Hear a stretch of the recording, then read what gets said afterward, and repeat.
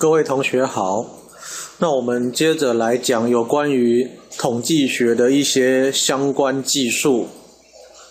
那这一份投影片呢，有上过我的课的同学都有看过，它叫做一页统计学。那之所以叫做一页统计学，其实很简单，就是希望能够在一个晚上左右的时间，让你对于电脑统计分析有一点点粗浅的概念。主要的用意是在应用，并不是说一个晚上真的能够搞懂所有的统计。好，那如果只是在应用层次上面，的确可以在短时间之内速成。不过有一些相关的操作还有原理，还是会在这个教学里面穿插的跟同学做一些简介。那希望可以让各位同学对于统计的分析不会这样的恐惧。那有关于一页统计学，我的安排是如下所示。所以老实说，我们在论文里面所用到的统计技术，我整理如下，大概是这10种技术。我指的是从一般比较传统的社会科学研究方法论来说，大概就是这10种技术。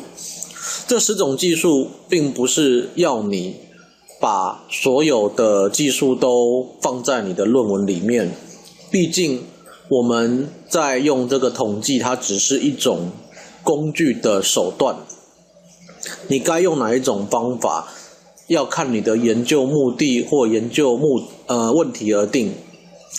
所以今天这10种技术只是在我经验中比较常见的10种技术，但并不是说每一本论文一定得涵盖这10种技术。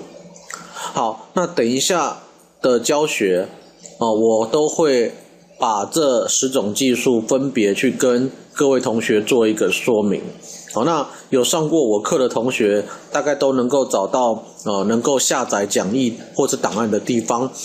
好，那原则上来说，我觉得在一般的硕士论文，尤其是各位来讲，一定会用到的几种技术，我先把它圈起来。第一个是叙述统计，第二个是平均数检定，再来是信度分析，还有相关分析。那右手边最常见的是线性回归分析。我圈起来这5种，又是从这10种里面看到的最常见的这5种技术。好，那这里呢，先简单的介绍。那我们在以下的每一段影片里面，会把每一个技术详细的做一个讲解的动作。好，那我们就到 SPSS 的画面来跟各位同学先介绍所谓的叙述统计。好，这有关于 SPSS 的界面跟环境，大家应该要有一点熟悉了。好，这个问卷是我们的教学档案，它是一个已经 key in 完成的 SPSS 档案。那我们今天呢，第一步要做的是叙述统计。简单来讲，叙述统计有2大块。第一块是处理次数跟百分比，就是你所回收的样本里面，它的人口分布大概是怎么样的一个特征与状况。例如性别，男性占了多少人，女性占了多少人，各有多少百分比，或者是他的学历，大学毕业的有多少人，研究所学历的有多少人，各占多少百分比。也就是说，这种人口分布的状况，它是叙述统计的一环。那在人口分布的特征，我们要算的就是次数跟百分比。好，那这个时候我就来先示范给各位同学看。在 SPSS 的界面里面，我们最常使用的指令其实就是上面的分析 Analyze。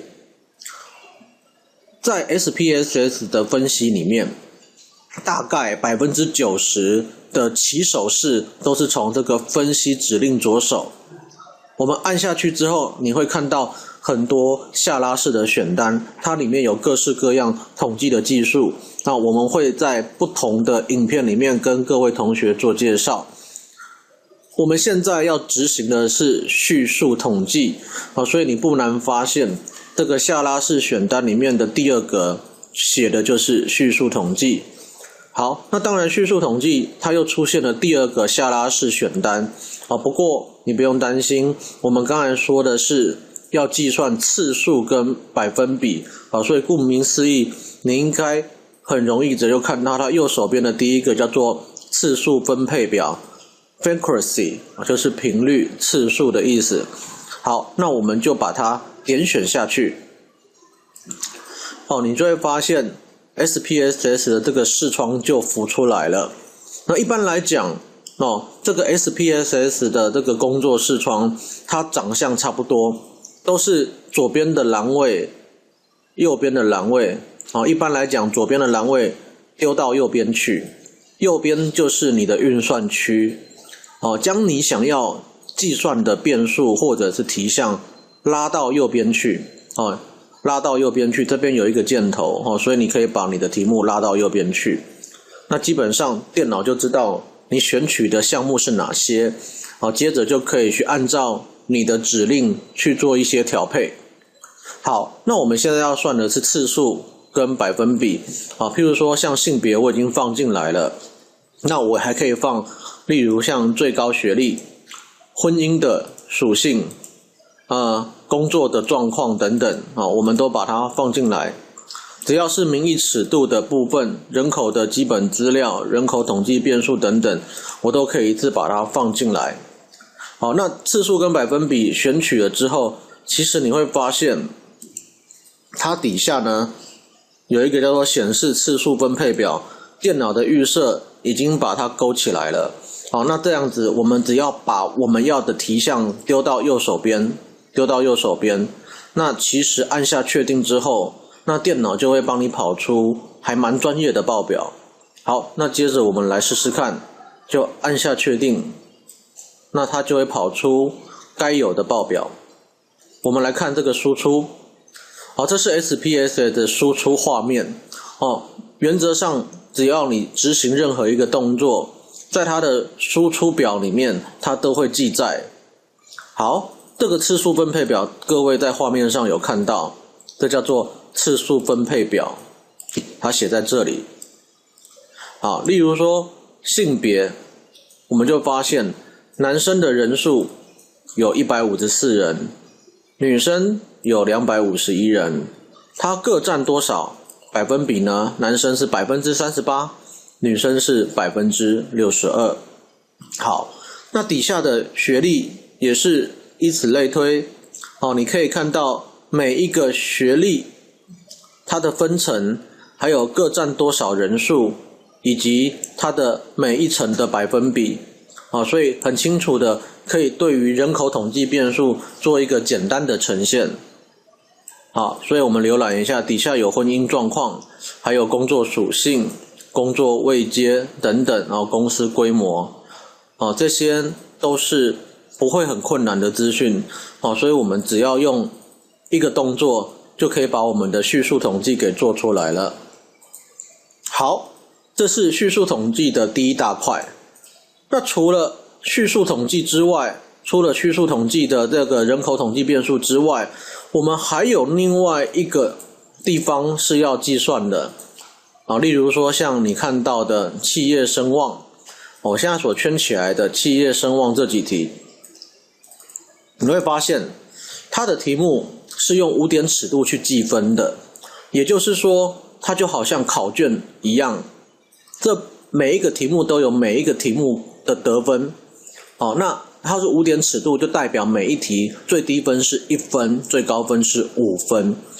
那我如何知道在每一个题目在受试者的回答中他们得到了多少平均数跟标准差？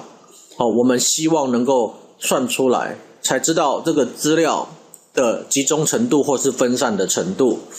所以平均数跟标准差的一个概念，我们也是在叙述统计里面可以看到这个指令。